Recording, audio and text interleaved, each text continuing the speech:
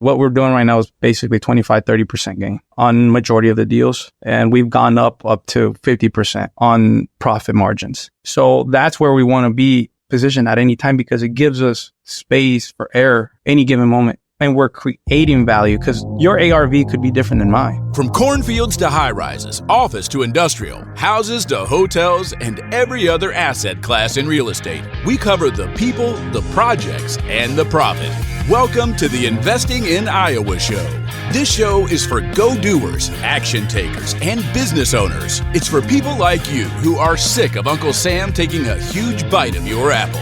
If you're looking to get ahead of what's taking place in Iowa, learn who is doing what, and how you can get in on the action, you're in the right place. Hosted by Neil Timmins, an Iowa native who has been involved in over $300 million in real estate, right here in Iowa. Recording in studio from West Des Moines. Here's your host, Neil Timmins. I've got Abe Sanchez and Julio Calvo here on the show. Guys, welcome to the show.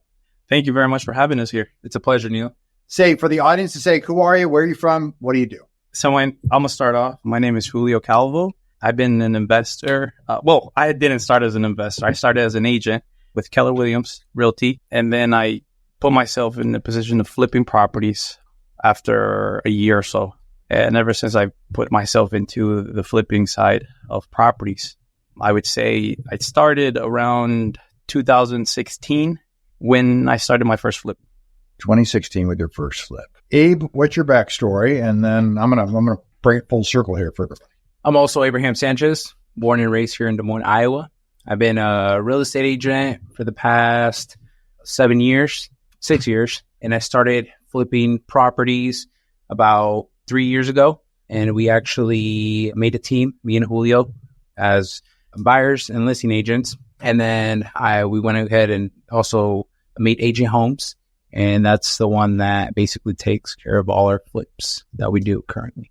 Yeah, so you guys flip property together. Talk to me about that process and maybe how you both maybe independently got started flipping, and then what had you come together and work together? So originally, I was already flipping when I met Abraham. I was with Keller Williams, and then I jumped over to another brokerage called Realty One. So I was working there after a couple of years, and then Abraham was becoming a new agent into real estate back in 2000. I don't know, we could say what it was, 1920. Yeah, it's been a few years. So basically when he began there, I kind of was seeing he was becoming a new agent, and I was actually just expanding my real estate business as needing buyer's agents to come and work for me. Yeah. Right. So basically when he came on board, come and shadow me, come and see what I do. Hey, I do listings, come and see how you get a buyer, how to get leads.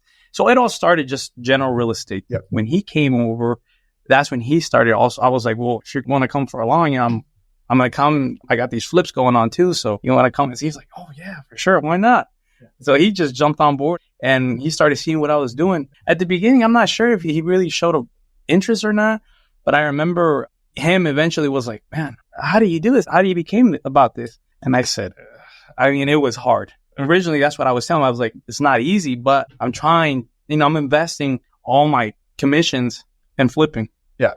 You make money in the real estate world, specifically the brokerage, and then you deploy that capital. I would always deploy that capital to flips. Because, the thing is that what drove me that way, it was seeing other people doing it. Yep. And I was the one seeing the numbers. Listening, I was the one getting them the deal, and I was the one seeing the process and then selling the property and then seeing the output statement at the end.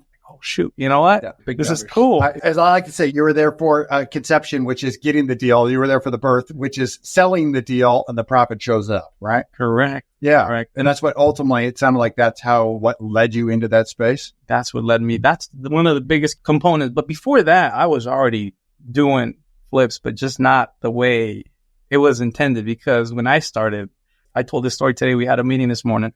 My first flip took me about 8-9 months. I was like, what were you doing?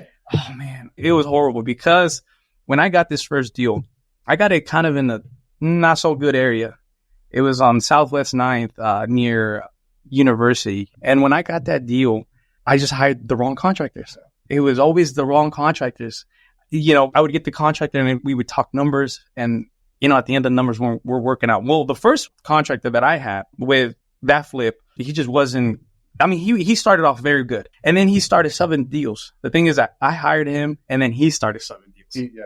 So I was just like, okay, well, maybe that's his team. I'm not going to question that things are getting done, and then it's like, okay, he started subbing deals. He was 1/4 of the way and he's like, hey, I'm out of the money. Yeah. I'm like, what do you mean? I haven't given him all the money, but I'm like barely 1/4 done. I gave you about half. And then he disappeared for some time. I ended up having to hire another contractor. The second contractor, I think it was for the siding and the roof. Well, he asked me for $5,000 up front to do this deal right now. And then a week later, he said he was going to start the work, and come to know, he vanished. You've never seen him again? Never. I knew where he was living. I know the car he was driving, but the car that he was driving wasn't his car. And where he was living, he was just renting a room. And he's like, well, how are you going to not, trust me? I live here. I drive this. You see all my equipment and you see all of my stuff. There's nothing. I'm like, and then he brought a big crew the first day that he started walking. He's like, yeah, we're going to do this. We're going to do that. And then come to know, boom. That was my second loss right there. Same property? Same property. Same That's property. why it took 8 months. So basically, it starts there, right? Yeah. It starts there. But then again, now coming back to it, that guy vanished. I went back to my first lead, which he still had money of mine. We made back up again. He came and worked for me. I told him, here's more money. Just help me out. Let's get this done.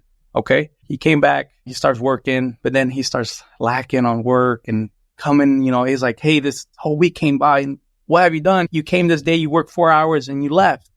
Well, we got a little bit ways away, but then he's like, okay, well, we started with the kitchen. We started living room, first level. And then he's like, well, I'm going to order you, cabinets. And I don't know what I was thinking, to be honest. I was so naive over the situation. I just wanted to do it. Because I remember I bought cabinets that somebody in Craigslist was selling. And then he's like, I'll make it work. I'll fix it. They weren't sized to the kitchen. So now he's got to rig it. I was so naive over the situation. I said, well, if you think it's a good deal, high quality cabinets. Yeah. Okay, well, let's just go ahead and do it. And at the end, it came out nice. I'll see if I can find some pictures. Maybe we can put it. Yeah. But it turned out nice at the end, but at a cost because he modified it, right? And then back then we used a lot of granite, no quartz, not like we do. And I also gave him the money because he worked at that place or he knew somebody that worked at that place and he bought those countertops. Well, come to know, again, he gets lost. Oh, my God. And then at that point, I swear, I don't make up this. I can't make this up. I knew where he was doing these counters, right? Yeah. So I went to the guy and I said, hey, I just come to pick up my countertops. I don't know where this guy has been. He's vanished. He's like, man, I got you that counter. Those counters are not paid for. Oh, my God. I was like, they're not paid for? He's like, no. And then we were just talking back and forth. I was like, what can we do? He's like, well, I'll be honest with you. I can't really do anything with them either. Just give me some money for it. Yeah. So at the end, that turned out a little bit good. But then again, I ended up paying for that twice. Well, once and a half. I don't know what it was. I don't remember what was the original price, to be honest. But then again, I took those.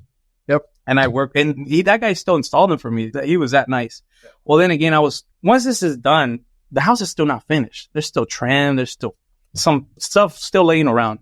And then I ended up buying appliances and I ended up putting in the property. And, the house sat there for, a week or two.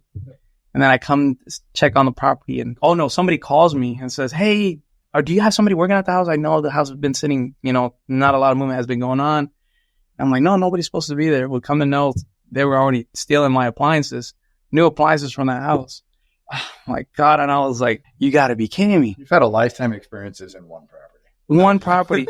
The crazy part about all this is even though I experimented horrible things with my first flip, I did it out of No, that was my next question is a lot of people would go, I'm one and done. And for the longest time I did. But then again, I took it as this. I did not lose on the deal.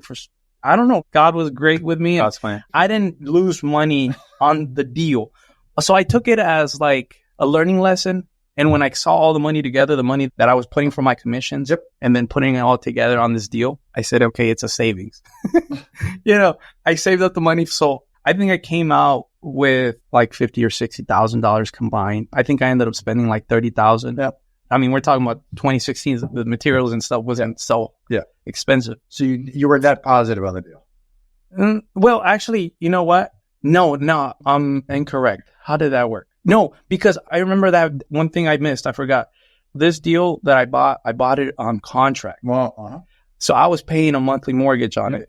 And I took so long, that was still part of the investment. Yep. So I think it's way more money. I did come out a little bit positive, but I ended up selling it to a relative of mine because I need to make some money. And the relative was like, oh, I've seen what you've done to this house. It's a beautiful new roof. We painted the exterior. We did the whole interior brand new. And I managed to just cut even. it's not as easy as a 22-minute television show. No. And that's another thing where I think those TV shows are rigged. Well, maybe not, because we've proven otherwise. Yeah, we'll get to that in a minute. We're going to set it up to get through. Question for you before I move back over to Abe. Why did you not just quit? Because that sounds like a terrible experience that lasted 8 months. Well, I still had to keep on going with real estate. Yeah. Just real estate was my life right then, because that's what got me out of the hole. Just general real estate itself. So I'm like, I can't let one big hole, just keep me in. What'd you do before real estate? What did I do before real estate? What did I do? Oh, I used to work at a company called EFCO Economy Forms. I used to be. Yeah. So I started as a material handler, and then I went into the shipping department and then into the receiving department. I worked there for about 3 years, and then I moved. Hey, what you don't know about this is that I spent a summer working there, and my father was chief financial officer there for about 16 years. He's long. He wasn't there when you were there. He's long since gone. Really? Yes, I'm familiar with the business. Yeah. So you know how dark that place is. You know how dark that place is. That place got me depression. I worked there going into my freshman year of college. So in between senior high school and freshman year of college, my father got me a job there, all manual labor, all everything. And I think at the end of the day, I'm certain he got me a job there so that I would buckle down and get through college as quickly as I could and know that if I don't take college seriously, for whatever reason, this is be my existence. Yes. So therefore, I graduated college in 3.5 years with 2 majors. Wow. You knew, right? Oh, I learned quick. I think that's what got me going too, because I said, this cannot be my life. I cannot come to this place day in, day out and still thrive in the world and say, hey, I'm going to retire at 65. Mm-hmm. That wasn't my life. I know for a fact I could not do that for the rest of my life, because just going there on a daily basis, I worked there for about 3 years. And thank God I left that place. I mean, nothing wrong with it. I made a lot. It gave me a big support in life. If there's an old saying, if all you get from work is a paycheck, you didn't learn. Yeah. You didn't get enough. And it sounded to me like you took a paycheck, but you took a life lesson that is priceless. Priceless forever. I still remember that place. I still remember every corner, every place. You can remember the smell. The smell. You remember the welding smell, the ash. It's an etched in memory forever. Yeah. I can go back to it 20-some years just in memory to go, yeah. I remember putting my hand before, not even knowing a weld was so hot. Yeah. Burning your tips of your fingers. You know what I'm saying? No, and you can get hurt quick like this. Yeah. Yeah. It's insane. So just moving things around, seeing all this stuff that's going around. It's not fun. Abe, what was your first property? My first property was a duplex. Okay. It was a duplex, and similar to Julio's, it was on contract sale. Yeah. So obviously, I just put the down payment from the money that I had saved up. On that first deal, I did partner up with my father, just because at that time I didn't have, $60,000, $50,000 sitting around. Yep.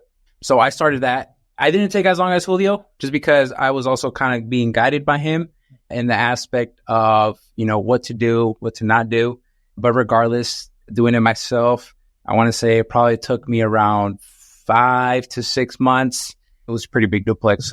It was a 2-in-1, both units. Yep. Exterior and interior, driveway, all that stuff was needed. So that's where it took most of the time, especially because I was also learning. Prior to that, I would go into the stores and I would be looking at materials and I'd be like, what's this? What is this being used for? Yeah. So that kind of also, like I said, Julio kind of guided me through that. A lot of videos as well, a lot of YouTube videos. I remember he was doing a lot of stuff. Well, he wanted to do a lot of stuff himself. I said, yeah, no, I wanted to do a lot of stuff myself. What are you doing? I said, because I would come and check up on him. And I said, how's it going, man? Yeah. And I remember he left his house super, super nice. Super nice, too. And I was like, stop putting in all this extra stuff. He's like, I know it's going to become valuable. But I made that house as if I was going to live in it. As if you were going to live there. Nice fixtures, brand new cabinets, brand new flooring. Stuff that I really didn't even need. New drywall. He's kind of like a high-end guy. Yeah, it was pretty high-end. But it paid out. I mean, at the end of the day, that's the property that started me in this flipping business. Yeah. And it's something that later on, we decided to go ahead and team up on the flipping side as well. You know, we were like, hey, if it takes you so amount of time to do one deal, let's team up and let's do it in half the time. And let's move on to the next one. And it just makes it easier because, you know, managing contractors, getting materials, all this other stuff, it just makes it easier between two people, you know. So also on the investing side, you know, especially with as Julio as well, I was investing all my commissions. Right. All the commissions that I was getting, I was investing it. And at this point, it really played out from something that we started basically, you can say, from scratch. Yeah. I'm going to fast forward to get a snippet and then I'm going to bring it back. Since 2021, when you guys partnered to today, how many of you flipped, roughly? If you're a house flipper, execute the burst strategy or do double closings and are in need of money, Little Guy Loans is your go-to lender here in the Des Moines area. Time is money. Loan approvals in 24 hours. Closings in 5 days. Little Guy Loans was founded by Neil Timmins, an investor just like you. Since he has been in over 10,000 homes in Des Moines, there's never an appraisal. Houses, multifamily, and commercial property loans up to $1 million. Check out www.littleguyloans.com. Together, I would say about 125 hours. About 120, 130. Yeah. Okay, so now let's go back. You're starting to work together. What roles, how do you work together? What roles do the two of you serve so that 1 + 1 equals more than 2? It was just leveraging time, to be honest. Even though we were flipping, we were still agents full time. We had to live off of, you know, this wasn't still maintaining. At this point, when we were doing flips, these investments were just supporting other investments. That's all it was doing. So at this no money's coming out. No money. You're not pulling any money out. No money, nothing. Yeah, we were still living off of what we made off commissions, and still sometimes we still needed to pull from what we were pulling out of here to try to fund these other deals. Because this is the thing, we went into more deals that we could potentially. And this is another thing I learned. You know, don't bite more than you can chew. Don't buy more than you can chew. And that's a big factor. And that's what we were doing at points, you know, and we were like, hey, you know what? I'm taking emails, responding back to emails, title, you know, whatever, closing, listing appointments, buyer's appointments, while I'm loading this freaking, you know, all this lumber, plywood, you know, and it's like, I remember having to pull my phone because it's ringing and I got to make sure I got to take this call. And I was like, you know what? This is not, I can't. And that's where we were like, you know what? Today I got to work. How about you take care of the workers and this? And we were mix matching, you know, the time frames. I was like, if you're not so busy, can you go ahead and take care of this? And then eventually we started buying equipment and we were like, hey, you know what? How about you go dump the trailer, you know, and I'll stick around. Or maybe it's like, hey, after my appointments, I'll go back and I'll dump the trailer in the afternoon because it's already full again. So it was just mix matching because we're not just like the investor. We actually a project manager. Yeah. We're the design crew.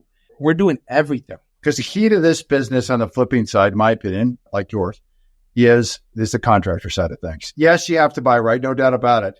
Even if you buy right, you screw the contractor piece up, your profit's gone. It is all in the contractor piece. And it's super easy to mess it up. The thing is that if just one thing can blow away your profit. Right. I mean, and this profit could take, even though you can finish a property and however fast you think you can, it'll still take what? Listing the property. After you sell the property, 30-day, 45-day closing. But if there's no issues, that's if there's no issues. There's title issues, extend it. Yep. So any deal, no matter how fast it is minimum 3 months. Yep. So if you can't support yourself for 3 months, why is it even beneficial? And then even worse if you're not making any. That's 3 months if you've got it dialed in. I'm sorry. I'm talking numbers today. I'm sorry. Yeah. Your first story was 8 months. Yes. And no profit. So now you see, that's the thing where I'm carried away now by what it is. But that's best case scenario. Right. Working everything perfect. But you can take a year with, say, work 3-4 months, 4-5 months and make zero profit. Yep. I've met investors where they take more than a year. Yep. Yeah. No, I still to this day know investors that take. I've seen houses in the market or houses that aren't even halfway done and we already have 10, 15 houses. I'm curious when I see those same things too. And when I see them, oftentimes it's somebody who's doing work. Somebody who's doing work themselves. Correct. And I've always said, if you're in the business, you're in the house flipping business, you can't. No way. Meaning, if you have decided to go grab the roller and paint the walls, you have opted for what, a $15 or $20 an hour job. Correct. And house investors, the people who orchestrate the deals, the people who put everything together, run the projects, right, control those people, are worth way more than $20 an hour. Correct. No, yeah. And you've got to act like that. And you've got to run an actual business, not run a function inside of the business that is lowly compensated. Correct. Right. Correct. Yeah, no, and that's the thing. We actually had a meeting this morning, and there was a gentleman saying that he's like, hey, I like doing it. I'm like, yeah, you can't just be sitting in front of a computer. I said, well, that sitting in front of a computer is making you probably thousands of dollars more than going and doing a maintenance job. That's going to, like you said, trying to save a couple of $100. You don't save it. You earned it. Yeah. Yeah. You earned it. Yeah. You earned it. I mean, you got to kind of know the background of people because to a lot of extent, some people want to do that. You know what I'm saying? When you come from a background, hardworking, I mean, I was working at Economic once. I remember working for Jensen Construction, building bridges here in Des Moines too. That was a great paying job. I swear that was the hardest job. And I said, I don't want to go and shovel dirt, and get in the mud, have 3/4 all the way, go home and not even want to go out, not want to anything because I'm already tired. No, I know you two. You guys are too pretty for that. Oh. We build ourselves there, you know what I'm saying? And that is true. And I feel well-deserved about that for sure. Because, I mean, from where I come from, where we're sitting at now, I think it's phenomenal. I love it. I wouldn't change for anything. That's even great. 120 projects in 3 years. They don't do it themselves. No, it's been a hard work. But then again, we've developed kind of a strategy to become that good, Well, let's talk about that strategy. What's it take on the front end to buy a house? And walk me through a cycle of a project and what the strategy is when you go into a particular deal. And also what makes it a buy and what deals do you pass on? Well, I can go ahead and answer a lot of things there. Yeah, no, it's a big thing. So basically the main factor is seeing comps. To me is number one is always comping out the property or anything. I'll comp the property at the beginning when I'm looking at the property. I'll comp the property 2-3 times with similar properties in the area. And then we'll go based off of the amount invested. And the thing is learning or knowing your numbers, key factor. You know what I'm saying? So like I say, if you need siding, windows, roof, those are big ticket items, HVAC. Yep. So I start with those and then I work myself with the smaller ones. So basically as rule of thumb, I always, every single deal or any single or any deal, I would like to position myself to be good 50% buying, purchasing. That's kind of like my center. When you say 50%, what do you mean by that? 50% ARV from where I have it. My ARV. Your ARV. You're saying less repairs? No, my ARV, my after repairs value. Yep. Market value of the property. And then basically that's where we usually could be. But if we can be lower than 50%. So you're saying the as-is price today versus the ARV, you want to be 50%. What was that again? The as-is value. So you're going to, let's call the ARV $200,000. Mm-hmm. Where do you want to be buying it today? So if it's possible, I mean, less than 100. Less than 100. Got it. And then above 100, so say you pay 100, then you're going to go in and remodel. That's if there's extent of work. Yeah. So basically, let's say, hey, you know what? You got to think about commissions. You got to think about if you're going to sell it, the property, you got commission, you got to pay taxes, title, abstract, and anything that can come in within title, right? And then on top of that, I deduct, the investment portion of it. And then I want to calculate at least I'll be honest with you, what we're doing right now is basically 25-30% gain on majority of the deals. Yep. And we've gone up to 50% on profit margins. Right. So that's where we want to be positioned at any time because it gives us space for error any given moment, and we're creating value because your ARV could be different than mine. Correct. You know what I'm saying? So you could be saying your ARV is 200. Maybe I can sell it for 250. Correct. With the right finishes. Yeah. So how do you create value? You add square footage, you add bedrooms, you add bathrooms. Finished basement, finishes, driveway, roof, windows, and overall aesthetic. Aesthetic is big, do those nice finishes, always have those nice appliances, bright countertops. Sell the sizzle. When somebody comes in, that buyer comes in, they're going to walk that property, and it is not just about 3-bed, 2-bath, 1,500 square feet. It's about the feeling you get when you stand in that property. Correct. And you also got to know, I got a background selling properties. Yes. So I know what people look at. What people are attracted to. Kitchen and bathrooms are big ticket items. That's what big ticket items and a lot of buyers look at. Yeah. Right? Yeah. So that's big, but that creates value. But not only that, sometimes like that Dean property, we were like, hey, We were considering doing the garage, but it's like, hey, this property doesn't have a finished basement. At that point, I comped the area. I said, okay, let me go look at properties that don't have garages, square footage, and what they have. A lot of these properties in the area were selling for like 170, right? But it didn't have a garage and it didn't have a finished basement. And 3, it didn't even have nice finishes. Yeah. So I said, you know what? Why not make everything's going to look nice? Everything's going to look new. We're going to finish a basement and it's going to look beautiful. If I list it for $20K, I'm just doing a basement. I could even gone higher because now when I put it under contract, it's sold like this. Right. So that means I potentially even sold it cheap. Yeah. You're referring to a property in which all of us know about. We were talking about this pre-show.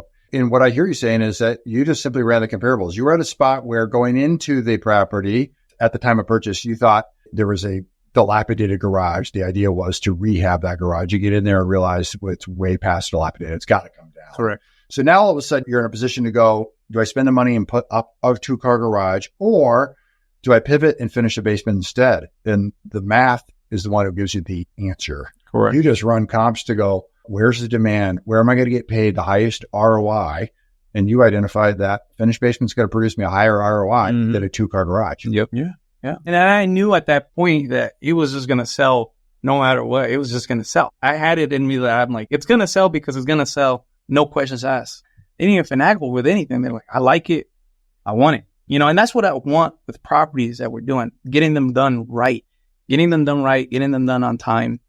And not cutting corners. Creating value, not cutting corners. Like they say, it's the difference between cutting corners and doing the right thing. You know what I'm saying? Yep. And it's a big difference.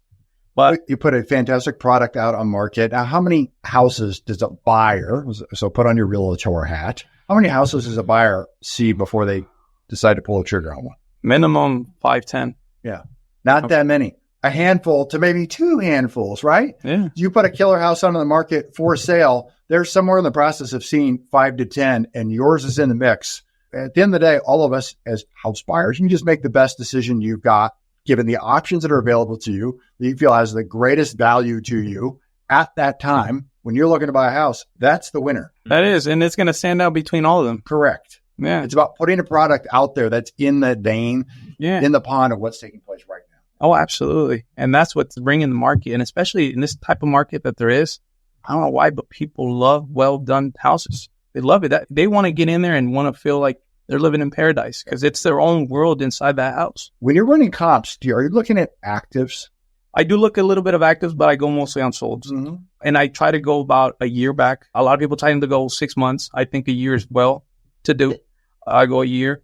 And I do look at pending and sold. But I really don't like focusing myself in active. Unless it's like, oh, you know what? This property went active and pending within, 48 hours. And there's something attractive to it. We've always used it when we've flipped, not as a guidance of price, but as a guidance of this is what the competition. When they walk our house, they're walking these other 5, he's walking these other 3. Mm-hmm. This is what it's going to look like. So I have a better understanding of what's my competition look like right now at this point of time.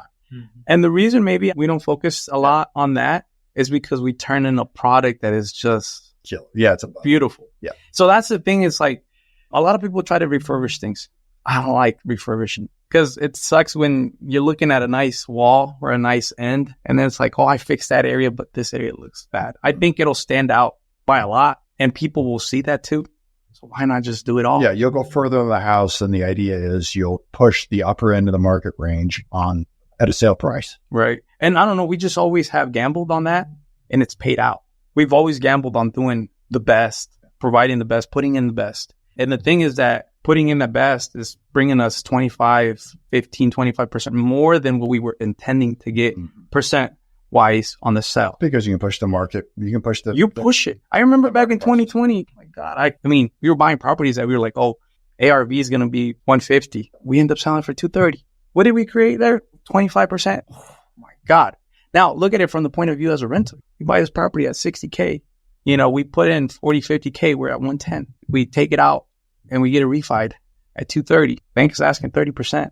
We're sitting, 150. We still got a cash out refi, net positive in your pocket. You're going to recycle, and you've got a property, cash line property, and you recycle those dollars in the next. Yep. It's just rinse and repeat. And the thing is that we fell in love with it.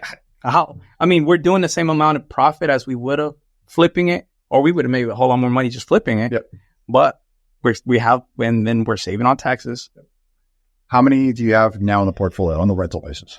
Right now, portfolio is around 43, 45. I don't recall. It's around 43, 45. How do you manage the portfolio? As in, who's the property manager? Both of us. But you guys wear so many hats, huh? But the thing is that he's been tackling. We have different entities. I tackle one entity, and he tackles another entity. But we leave them so nice that we really don't have any issues. The maintenance callbacks, horror stories from other investors that, hey, this happened on this rental. We're having issues with the tenant, this and that. We leave them so nice and so well done that we never really had any big issue, besides basic stuff that, hey, my AC, whatever, this and that. But in general, with the house, everything is so well done that, or new that had any horror. Other investors apply a Band-Aid when surgery is needed. Correct. And that's another thing.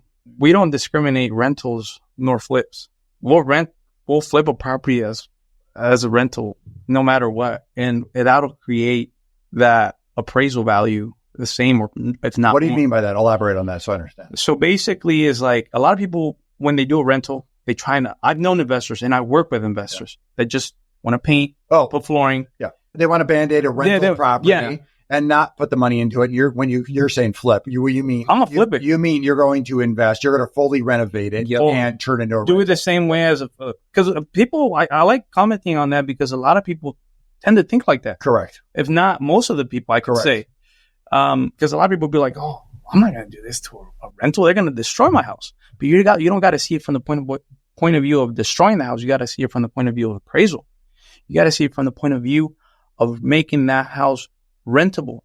And 3, for the most amount of money. Maybe I'm not cash flowing $200. Maybe we're cash flowing $700-800. Yeah, you're going to push the rental values, meaning your monthly, how much you're going to get out of that cash flow and rent, because now you're at the upper end of the market. We got 3. You also give somebody a property that is in much better condition. You've attracted a better tenant. Correctly.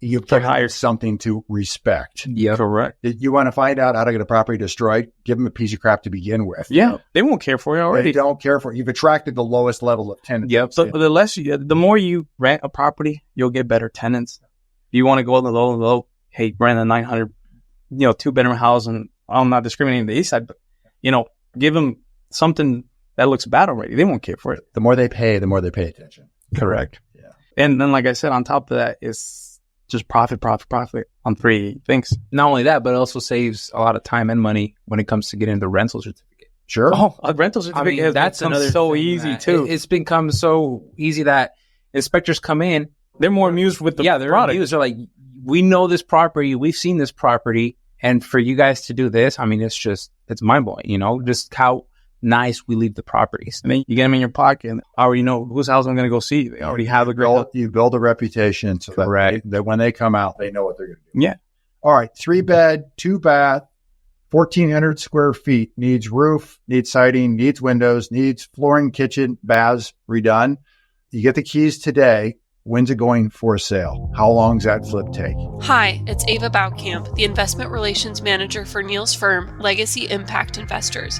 I'm inviting you to join us for our next investor workshop, our monthly Legacy briefings. In these tactical Zoom calls, we cover topics and case studies for subjects such as taxes and depreciation, navigating macroeconomic shifts, and evaluating deals as a passive investor.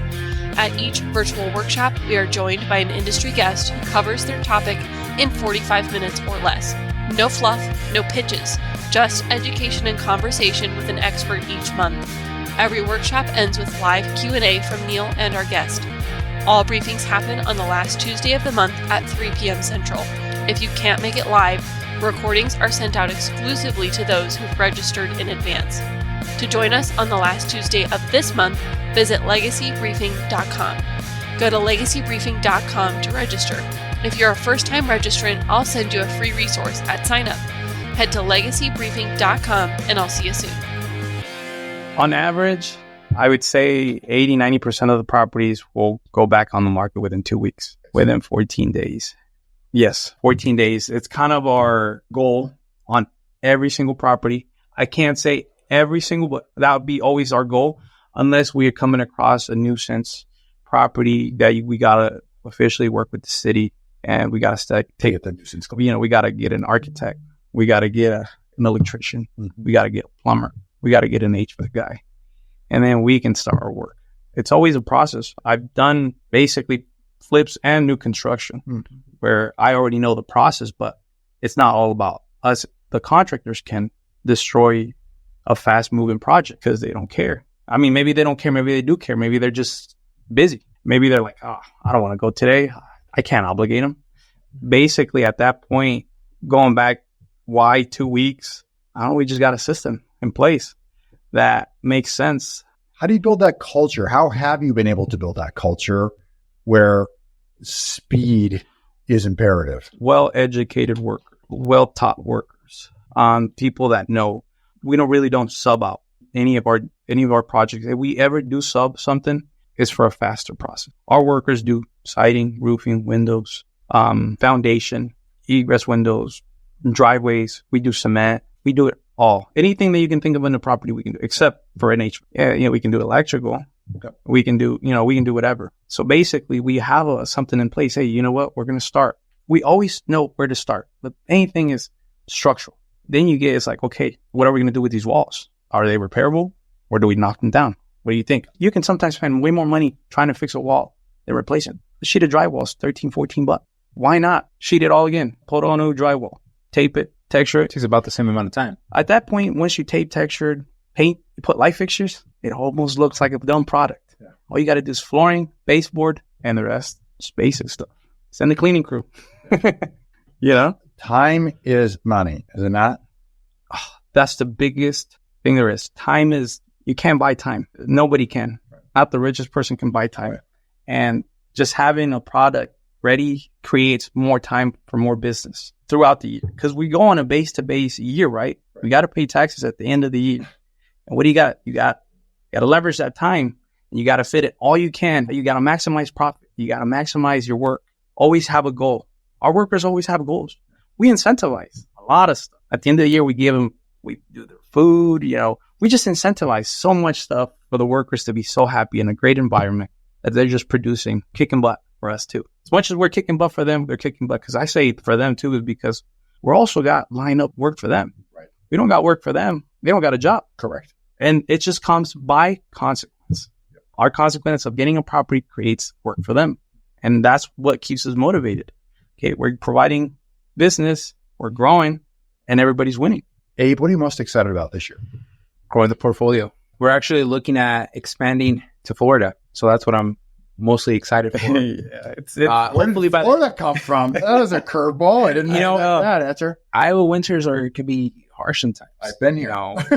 It's very hard. And instead of flipping here, why not flip in Florida? We've grown, when it's 90 degrees. We've grown to the point that we don't necessarily have to be running around a lot at this point right now. Right. Now we're implementing people to do our job that we were boggling our heads with. And now we can say, hey, we have more time. How about we start growing somewhere else? Because we have this market controlled. We have something in place. All we're doing is just growing. Why not grow it? Because honestly, Florida is a place to vacation. Yeah. You know what I'm saying? There's a weather. There's a lot of things to like down there when it's February here. Yes. Why not also maybe live part of the year, somewhere nice? My kids love it. He loves it. Yeah. And that's another thing. We still don't know until we start doing the business, but that's growth. At the beginning is growth, and then comes pleasure. But we stumbled upon very good deals that are very tempting. So that's, why we also want to. There's a lot of people investing in Florida too. Yes. But with our plan of work, I think we're dominant anywhere we go. It's going to be interesting. I can't wait for that follow-up conversation. Yeah. Well, with that, I'm going to take a hard pivot. Why Iowa? You guys are here. You do a lot of things here. You're still here, even though Fuller's a question for the balance of this year. I don't think we'll ever leave Iowa. Yeah. Ever. Why? Iowa is prime. Iowa's growth. Yeah. Iowa's just barely starting to grow. People think that it's given its whole potential. No, this is just barely starting to take off. Yeah. Iowa's going to be our base. Iowa's going to be our backbone before anything. Florida's just extra. Iowa, we're actually venturing into commercial too. That's another very exciting portion of our business too. On the commercial side. Yeah. On the commercial side, I think I've talked numbers that would take us maybe 15 flips to make that profit, which we're looking on the commercial. On the commercial side. On the commercial side. Yeah. Yes, we got a deal lined up right now that we're buying for dirt cheap. That's probably worth $2 million, once done. So it's like, if we can get that done, maybe for that project, we're calculating 3-4 months, but 3-4 months making, creating a capital of 1.5 million. Yeah. Why not do more of those if it turns out good? We have everything needed to do anything, to be honest. Right. I mean, not just only commercial, but anything. I mean, we've even talked about building new construction, but not new construction, single family, multi-family. Yep. Apartment buildings. Yeah. Hey, I'll ask this question because I ask it of a lot of clients, but meaning a lot of guests. We're going to touch on it and move on quickly. How do you guys finance your deals? Okay. So right now we've been financing a lot personally, and we have had investors. Yeah. Until you've made it a little bit easier for us to do more business. On our lending business. On your lending business. That's why I business. said we touch on it and move on because it's really self-serving. That's not my intent here. No. I want to thank you. I'll be honest with you. It's not extra or nothing. It has really driven us to another level. And you've come into play in a different way because we were really doing everything ourselves. We were funding everything. But it's like, once you came into the picture, we're not afraid to take even more business than what we're accustomed More to. serious. No, we're not letting go of, we're trying not to let go of anything that makes sense. Sure. Yeah. Back then, If we the were numbers like, make sense, we'll get it. And previously, you'd have to let go of things that made sense because you just run out of cash. yeah. Honestly, remember the point where I mentioned don't bite more than you can chew? Yep. Okay, that's the thing. But when I said don't bite more than you can chew is on our end was funding. Funding. Yeah. We can take care of it. I can put 10 more people right now in place if I need to build more work or whatever. So at that point, it's like, why not just grow more? And that's why I think it's great. You've come at the right time, I think, because it was actually, we had tons of money invested in other places. And now ever since you came in the picture, we've been actually stepping a little bit back, taking part of the funding that we've had in other businesses. Sure. And now we're leveraging it into this business, tagging you along. Yeah. Yeah. It's fun to watch you guys do what you do so very well and move as quickly as you guys. Thank you. Are you guys ready for the final 3 questions? Ready. If you had one piece of advice to your 20-year-old self, what would it be? That's a good one. Honestly, learn faster. That's hard. But I don't know. I wish I could teach all my wrongdoings. And I think I'd be, crazy millionaire if I would have known, because I let go of so much stuff ever since I was 20. And if I would have made the right choices, the right moves at the right time and know what I know now, I don't know, maybe I would be somewhere way even higher than where we are right now. Abe, what say you? For me, to be honest, it would just be get a little bit more savvy with counting, with numbers in regards to school-wise, During, high school, I wasn't the best student, in regards to, it's kind of hard for me to learn a few things just because I would get bored. But I think for me, something that going back, it would be just getting a little bit more savvy in regards to like paying a bit more attention like with accounting or other subject in school. I think it would just be something that would be more beneficial. Not really beneficial, but it was just something that I would change, because maybe some of the stuff that took me a bit to learn, I could have already had it learned, and it would have just been much smoother. Because right now, with numbers, I'm pretty good right now with numbers. It came out of a list. Sure. It came out of a list. At the beginning, it was something that cost me money, so I think that's something that going back down the road, I would have done that different. Sure. But it's something that whoever's watching this can learn from that. Eventually pay a bit more attention in those things. 2 books that changed your life. 2 books. We were just talking about Yeah, we were just talking about that with Tony, actually. Yeah. I won't be honest with you, like I just mentioned, and that's something that I'm actually working on. As of today, we were just speaking that with Tony. Mine was Rich Dad Poor Dad. It really brought a lot of knowledge of knowing, having somebody that really gone to college, and I never had nobody go to college. Right. I learned from the streets. Yep. That's a big knowledge right there. You can build wealth no matter who you are. As I was mentioning with myself, I wasn't the best at school. So books for me till this day are somewhat boring in regards to reading it, but I'm working on going into Audible and listening to them, so I can extract that knowledge. Because like I said, I've had to learn kind of the hard way. And by learning the hard way, it kind of, it comes at a cost. Sure. Sometimes. So it's something that in real estate, there's so much to learn.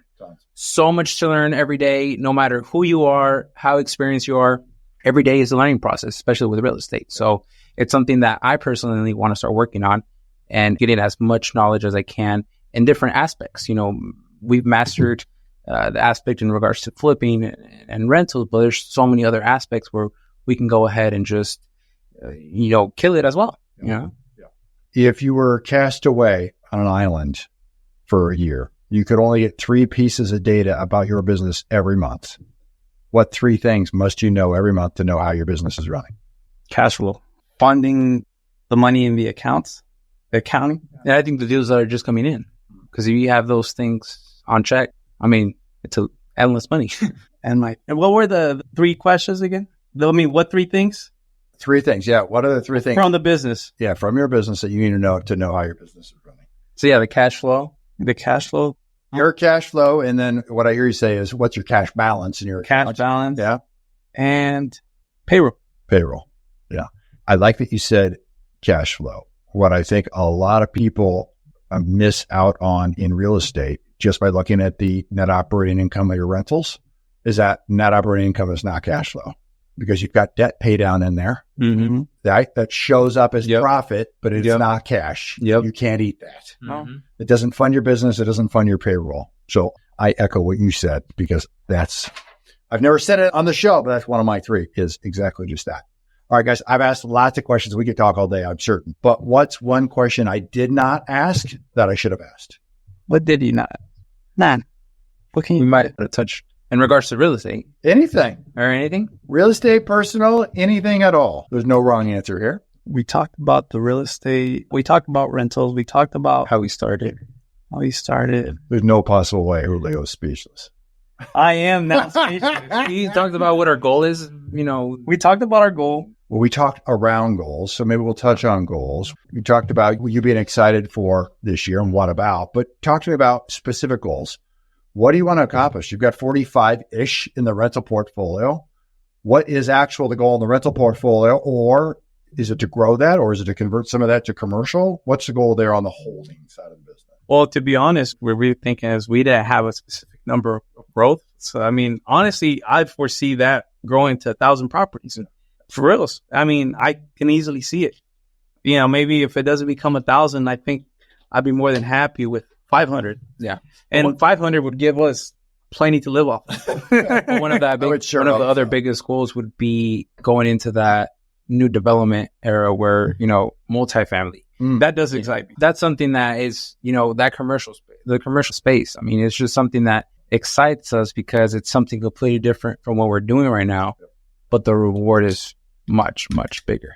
So that's something that eventually we want to go ahead and focus on that. Because like Julio said, we can have one deal give us the same as 10, 15 flips, right?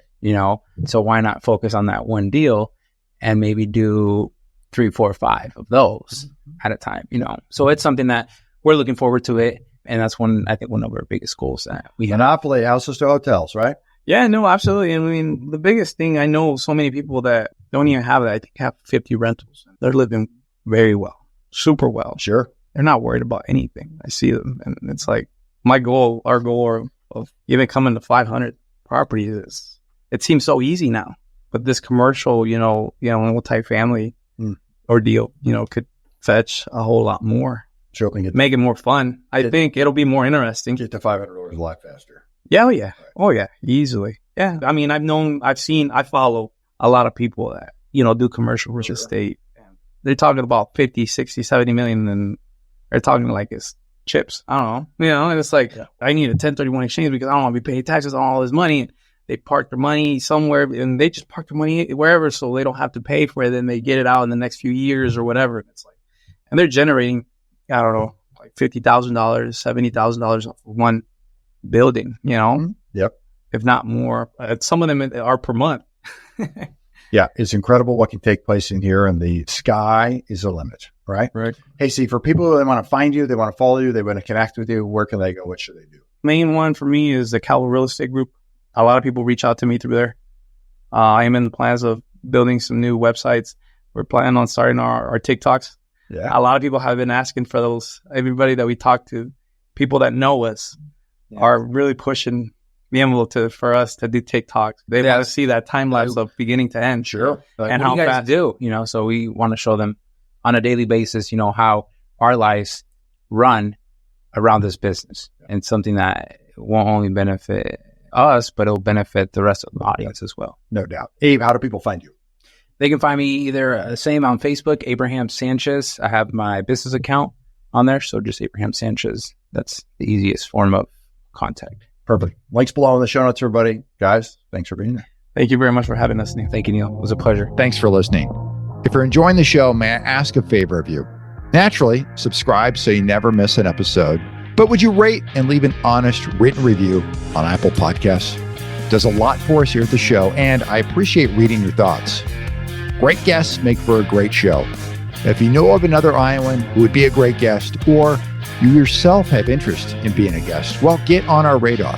Visit Investing in Iowa to fill out an application or recommend a guest. And if you want to connect with me one-on-one, go to LegacyImpactInvestors.com. Click on the Invest With Us button in the top right corner, and there you can pick a time for the two of us to get on the calendar and connect. Until next time, keep investing in Iowa.